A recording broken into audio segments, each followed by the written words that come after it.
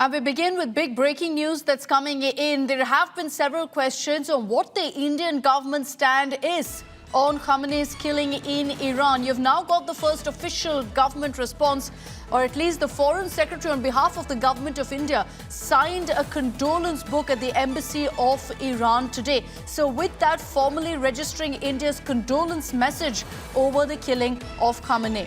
I'll bring in Pranay Upadhyay of India Today Global for more details on this. The messaging here extremely crucial, Pranay, because there's also been a whole lot of domestic pressure on exactly what the Indian government stand is on the killing of Khamenei.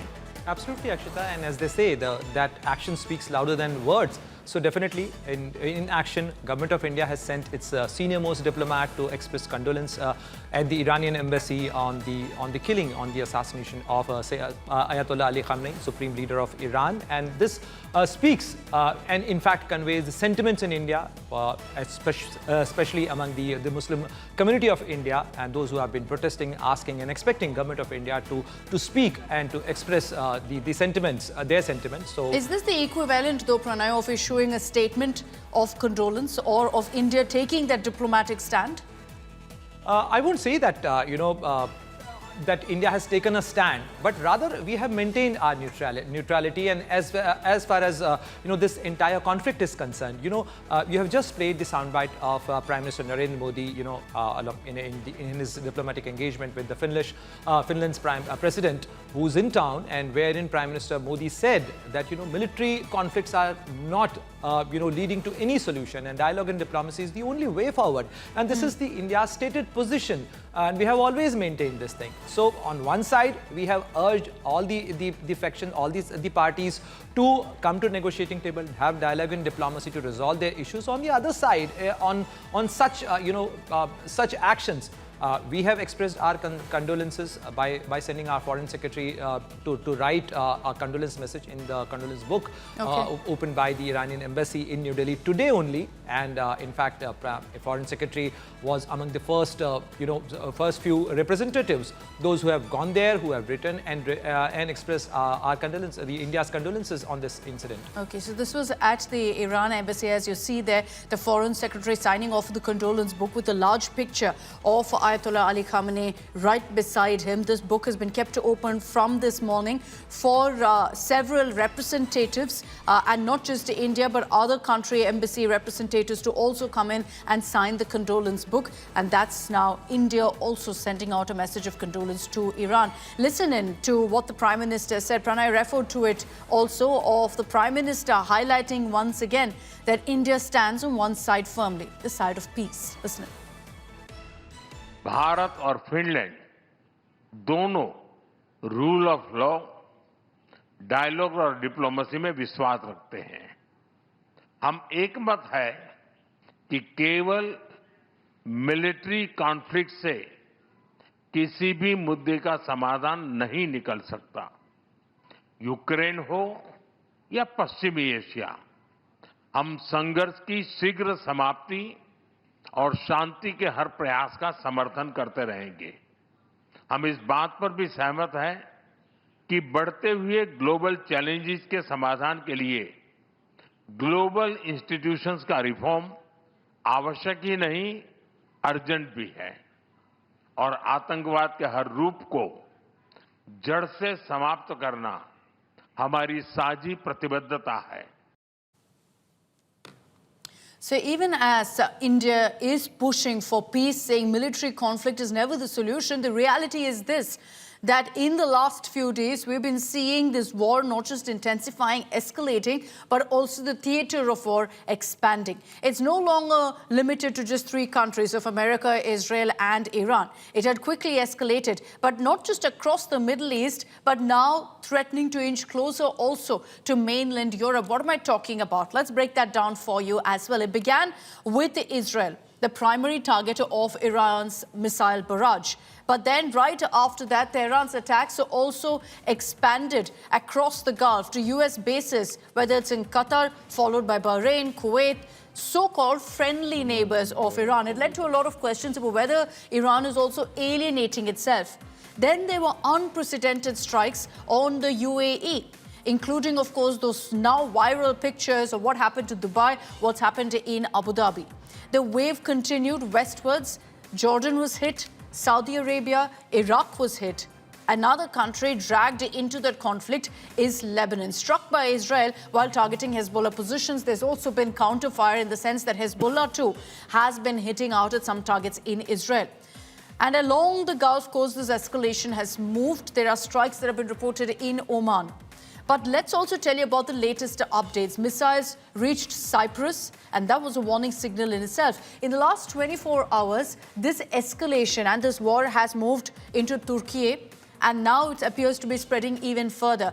Azerbaijan today claims that it was targeted by Iranian drone strikes, signaling just how rapidly this conflict is widening across the region. Azerbaijan also has confirmed that particular strike and have said that they will see what kind of a response they must give. This right here is the concern. The worry is that it won't be limited to just a few countries. It spreads very fast. This escalation, that's exactly what's playing out days into that war.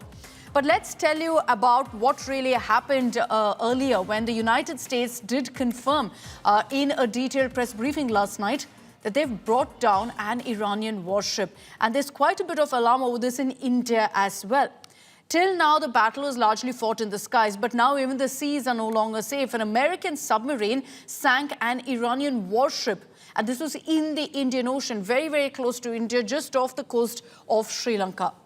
Around 180 sailors were believed to be on board. At least 80 are confirmed dead. And there are growing fears that this single strike could open a new dangerous front at sea, turning this conflict into a far wider naval war. And for India too, there have been several questions which we'll address about whether India could have done something. Should there be a message of condolence from India? We'll break that down. But first, take a look at all those updates. The United States and its partners have launched Operation Epic Fury, the most lethal, most complex, and most precise aerial operation in history. Our military in the Middle East is undertaking an unprecedented operation to eliminate Iran's ability to threaten Americans, as they've been doing for nearly half a century. We are also sinking the Iranian Navy, the entire Navy. The West Asia war is now playing right in India's backyard. The conflict is spiraling as far as Indian Ocean. After the United States forces intensified a dramatic naval offensive against Iran. A US submarine torpedoed and sank the Iranian frigate IRIS Dena off the coast of Sri Lanka. Drone images released by the Pentagon shows the chilling movement of impact. The warship is seen cruising across calm international waters before a massive explosion hits it near the stern, sending a towering plume of water, fire and debris into the air. Around 180 crew members were reportedly on board. Dozens were killed, while search teams from Sri Lanka rescued several from the sea. This was the first sinking of an enemy ship by torpedo by the US since the Second World War. The frigate had just taken part in the Milan International Fleet review in Visakhapatnam, hosted by the Indian Navy, and was headed back when it was hit in international waters. Iran's Foreign Minister Syed Abbas Araghchi blasted the strike as an atrocity at sea, highlighting that Dena was Indian Navy's guest and warning that the United States has set a dangerous precedent. He added that it would bitterly regret the attack. Sri Lankan MP Namal Rajapaksa warned that war in the Indian Ocean is deeply concerning and says peace and stability must remain the priority. It doesn't matter whether it's Iranian submarine or it was sunk by the US or any other part, but what matters now at the moment is the security in our region and also in the Indian Ocean. And I think this is something that has to be seriously considered by the nations around Sri Lanka, also India and other nations as to what is happening in Indian Ocean at this given time. In a separate strike, a Shahid Soleimani-class corvette was destroyed by the US in the Strait of Hormuz near Iran's coast. We sunk their prize ship, the Soleimani. Looks like POTUS got him twice. Their Navy, not a factor. Pick your adjective, it is no more.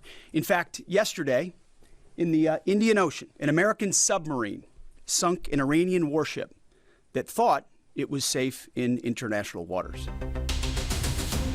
The vessels are named after Qasem Soleimani, the Iranian commander killed in a US strike ordered by Donald Trump in Baghdad in 2020.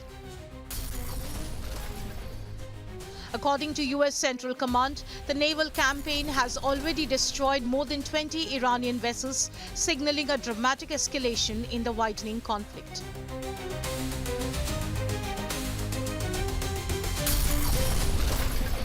To date, we've hit over 2,000 targets, as Admiral Cooper said in his video last night.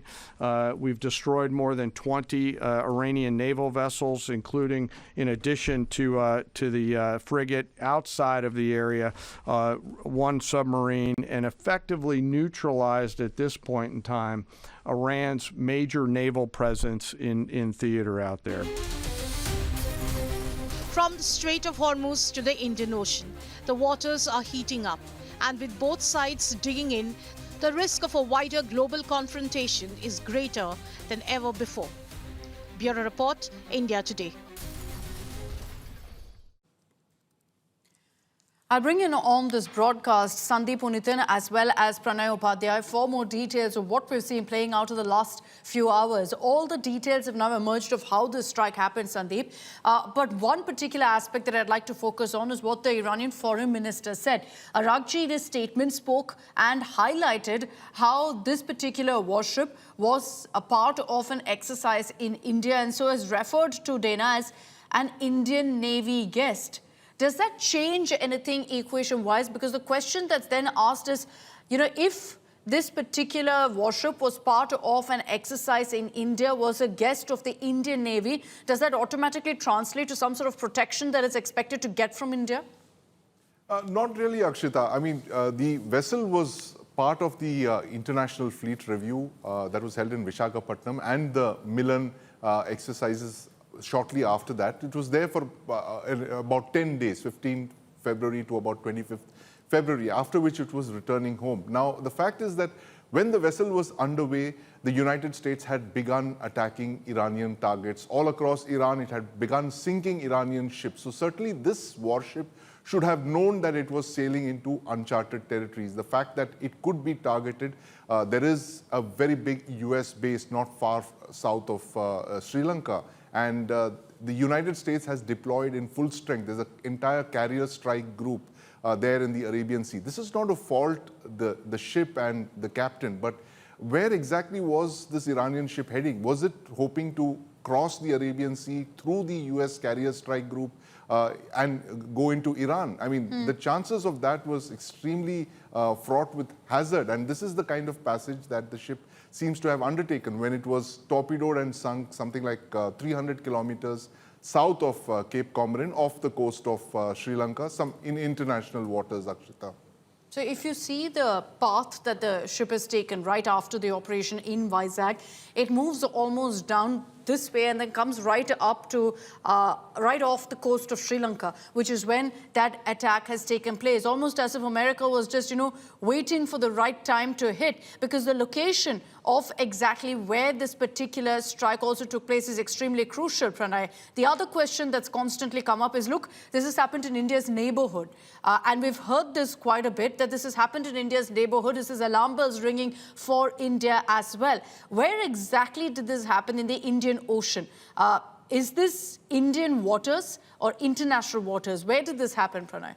And what does that mean, really? No, definitely not in the Indian territorial waters, neither in India's exclusive economic zone. This incident, in fact, happened in the international waters, not even in the Sri Lankan territorial waters or Sri Lanka's exclusive economic zone. So definitely, like the international seas or the high seas. Yeah, Pranay, we'll just come back to that point quickly. Yeah. I just want to cut across to the breaking news that's coming in. We can confirm for you that External Affairs Minister Dr. S. Jaishankar has had a conversation with the Iranian Foreign Minister Araghchi this afternoon. No details that have emerged, just a one-line communication from the External Affairs Minister on social media where he says, I had a telecon with the Iranian FM, Syed Abbas Araghchi, this afternoon. But the timing of this is crucial because, like I said, you've had that post from the Iranian Foreign Minister speaking about how this particular warship was a guest of the Indian Navy. But beyond that also, it looks like now, Pranay, the Indian government isn't shying away from having a conversation with the Iranian regime, because not just now have you had that symbolic measure of signing the condolence book, but the External Affairs Minister now speaking to the Iranian Foreign Minister. Absolutely, Akshita, and if you've seen last 6 days, this is the second conversation after the onset of this entire conflict, or rather the Israeli and US strikes on Iran. This is the second instance, second time India's External Affairs Minister, Dr. Jaishankar, spoke to his Iranian counterpart. And we can again expect another conversation with his Israeli counterpart as well, because we have always maintained that we maintain these ties.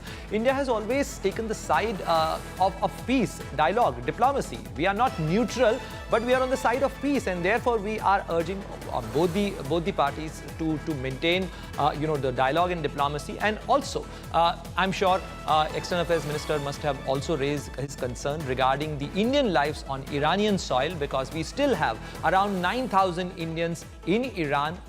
We have our own concern about their safe evacuation and as well as their safety and well-being, as we have concern about the safety and security of Indians, those who are residing in GCC countries. You know that Prime Minister Modi spoke to many GCC or Gulf head of states and head of governments, and clearly in West Asia, if you see that entire theatre of this conflict, India has sizable, around 95 million population of India is there in the region. Okay, we'll just focus on once again what we were talking about earlier, but we will continue getting you all those news breaks. But bringing the focus back to that particular warship being brought down very, very close to India. There is this theory that Pranay and I were discussing, that India also could have done something with what happened, as far as what happened to that Iranian warship in the Indian Ocean. Now, this particular ship, yes, did sink in the Indian Ocean, but was not inside Indian waters. We'll show you that exact location. According to the available details, now that's where, in fact, Dena was placed, in the Vizag coast. And then this is what I was referring to. The trajectory taken by that warship moved right up 40 kilometers from a port in Sri Lanka.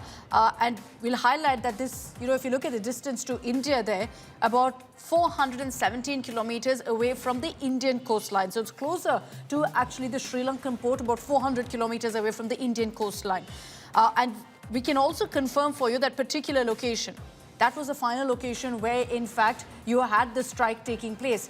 You see it slightly closer maybe to India, but nowhere near India's waters. This means that the warship was well outside India's exclusive economic zone as well.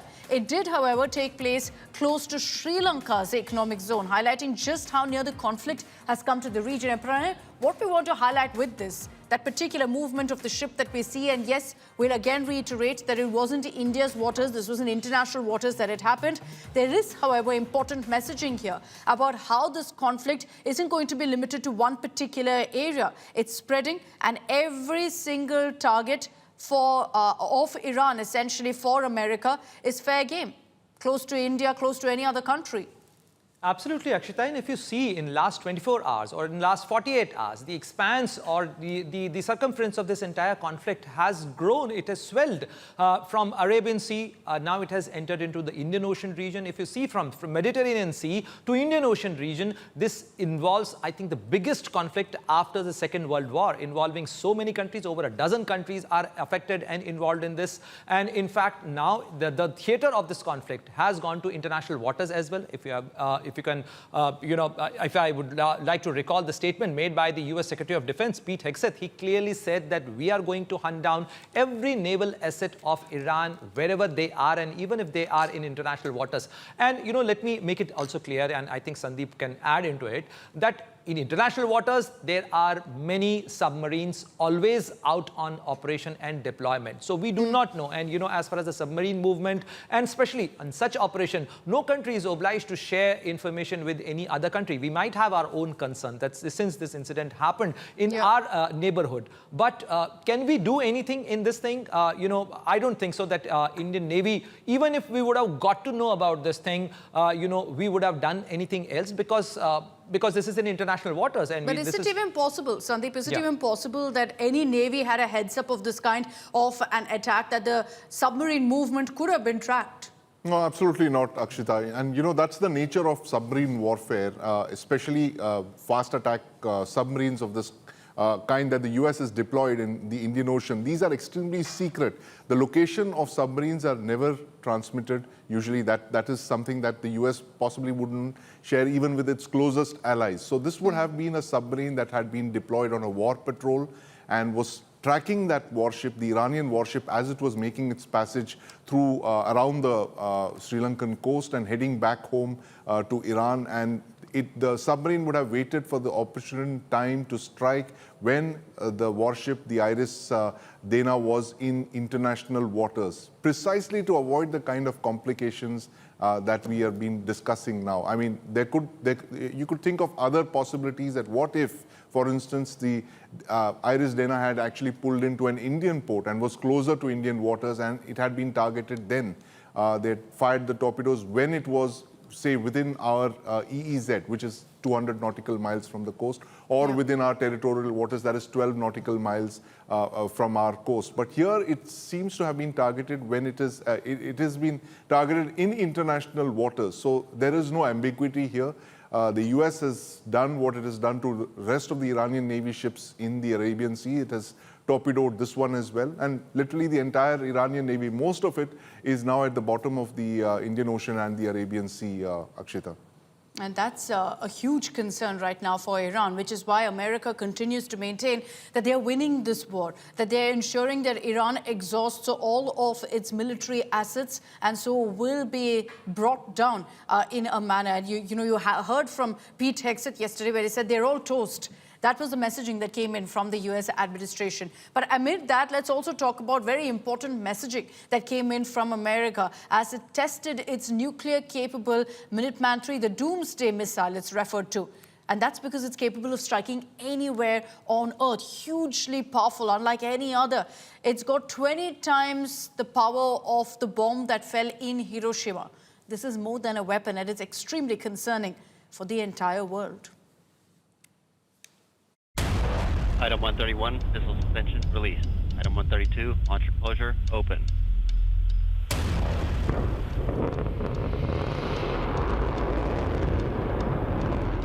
Item 133, first stage ignition to missile. The US tests its Doomsday missile.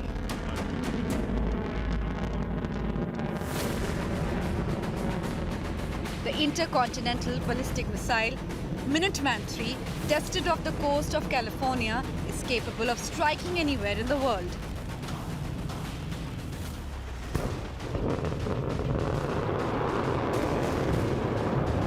The Minuteman III has a range of 13,000 kilometers. Flying at 24,000 kilometers per hour, it is 20 times faster than the speed of sound, with a maximum flight time of just 30 minutes. But why it is so deadly? This missile can carry nuclear warheads, which are 20 times more powerful than the one dropped on Hiroshima in 1945. Minuteman III has 3 solid-fuel rocket motors and can navigate using an advanced inertial guidance system. It can survive nearby nuclear detonations and remains operational 24/7. M132, launcher closure open.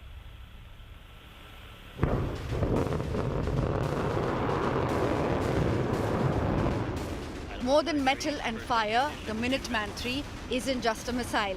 It is a global nightmare in motion.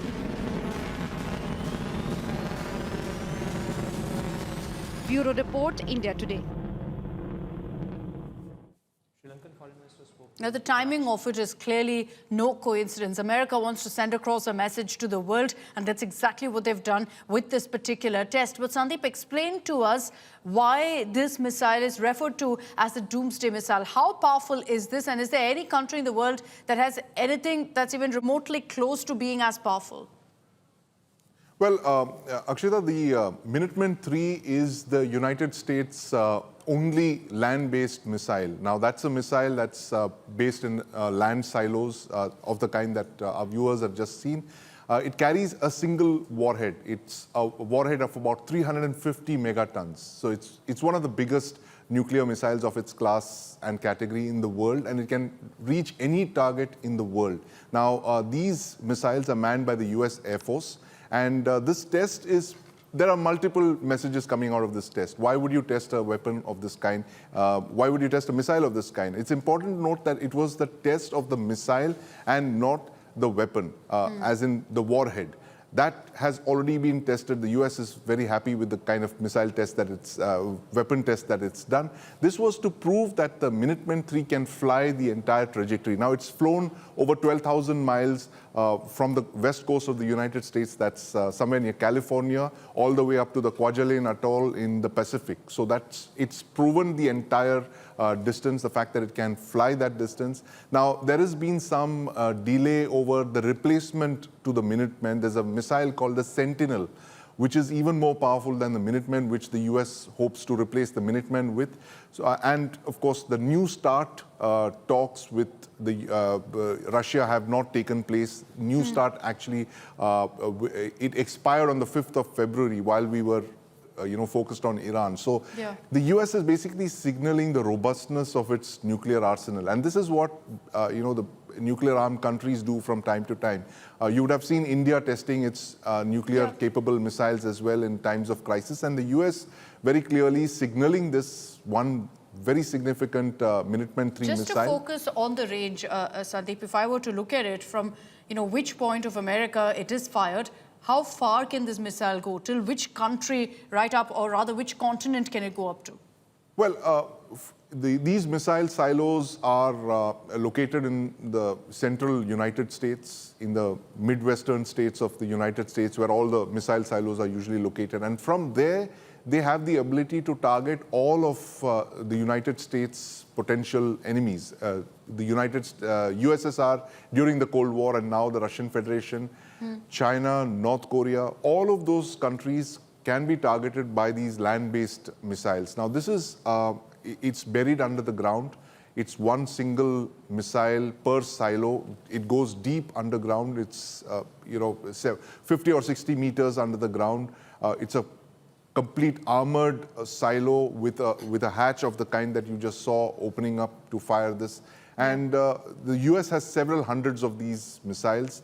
The New START treaty, of course, capped the missiles to weapons to about 1,550 weapons and about, I think, 600 launchers, that is missiles and, submarines and all of that. But this is, where we are today at 2026, where the US is signaling that it has the capability to target all of its adversaries simultaneously, Akshita. And at a time when it's already in the midst of a conflict. Thanks, Sandeep. Thanks, Pranay, for joining us on this broadcast and breaking down what we've seen in the last 24 hours.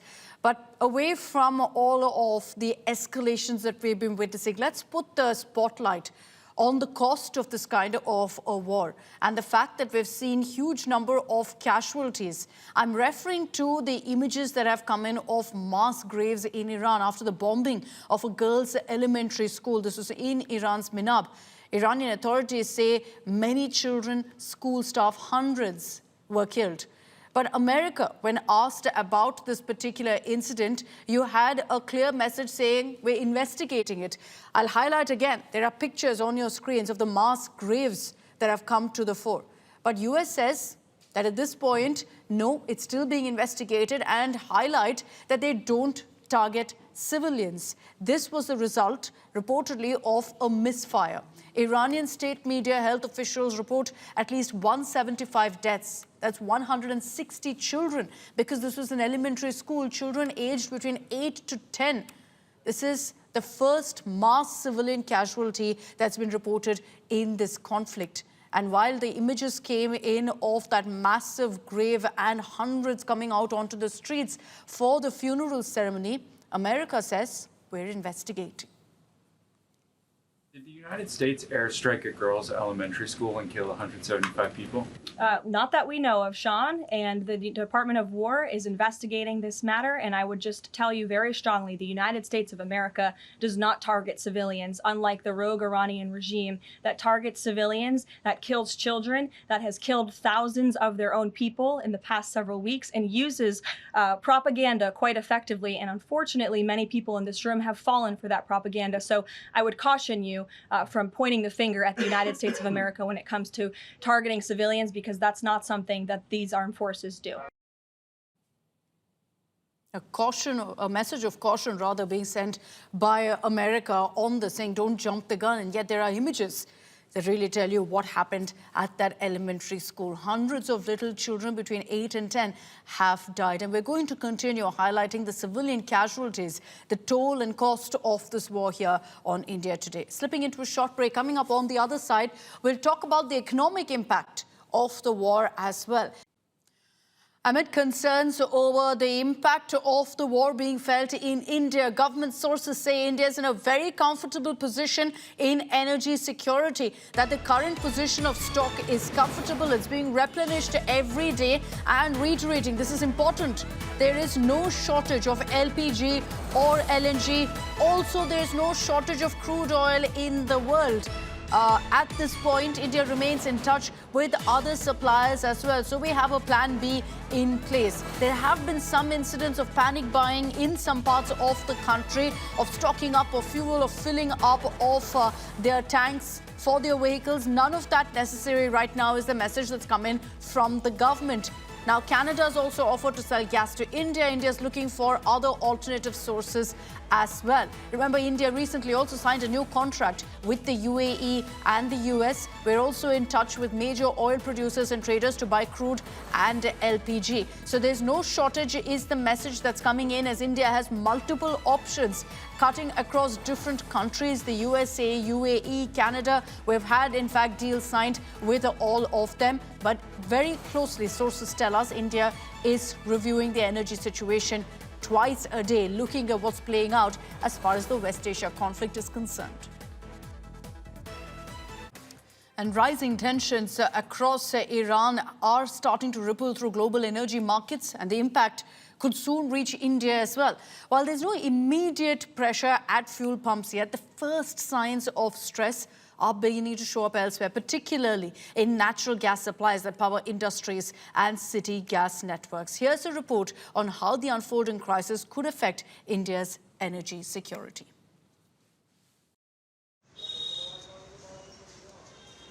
It is not the fuel pump where the first signs of stress from the Iran war are emerging. It's the industrial sector, where natural gas shortage may have the first impact.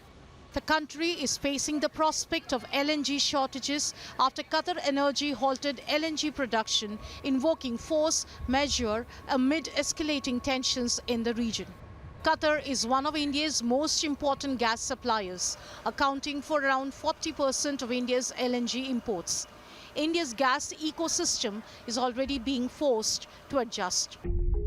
Major LNG importer Petronet LNG and city gas distributor Gujarat Gas have issued force majeure notices, warning their customers that they may be forced to stop supplies if LNG shipments dry up.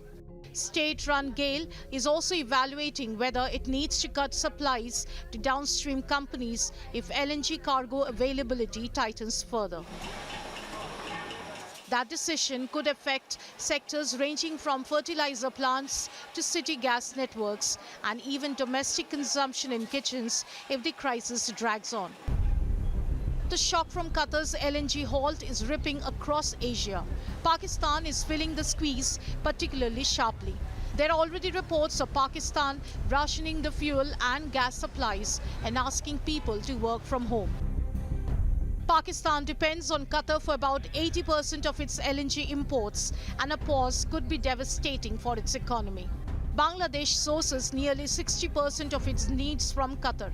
Even industrial superpower China relies on Qatar for and around 30% of its LNG needs. Even as gas markets tighten, crude oil prices are also reacting to the geopolitical tension.